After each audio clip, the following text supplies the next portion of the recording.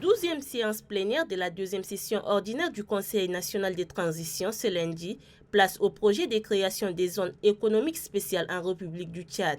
Un nouvel instrument stratégique pour l'industrialisation du pays à travers la diversification économique et la création d'emplois.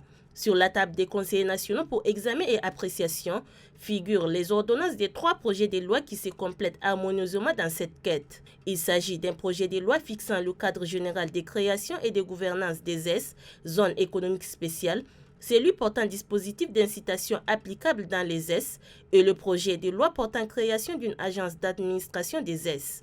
Au devant de la scène pour les défendre, la ministre de l'Industrie et du Commerce, Juan Ledo Robertin. Les objectifs de la mise en place des ZES sont attirer les investissements directs étrangers, établir des pôles de croissance, encourager la participation du secteur privé, catalyser le développement plus global du secteur privé tchadien. Pour l'immédiat, le projet opte pour la zone d'Indiamena et celle de Mondou comme zone pilote pour la filière bétail-viande. Une initiative certes louable, un projet économiquement porteur, mais les défis restent grands. Dans les échanges, les questions énergétiques, l'accès aux sites d'exploitation, la main-d'œuvre qualifiée, les infrastructures, les impacts sociaux et environnementaux, les mesures incitatives en matière douanière et les mesures sécuritaires des investisseurs, entre autres, se dégagent du lot. Ces préoccupations, selon les conseillers nationaux, représentent les embûches majeures dans la mise en œuvre de ces projets.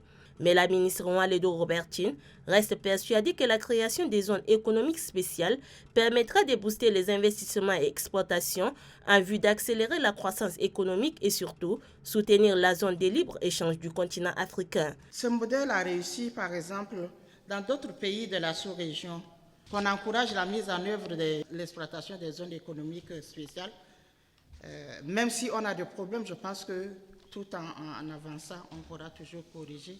Convaincu que le Tchad dispose d'abondantes ressources économiques qui méritent d'être transformées localement afin de permettre au pays d'avoir une valeur ajoutée, les 3 projets de loi sont adoptés par 124 voix pour, 27 contre et 6 abstentions.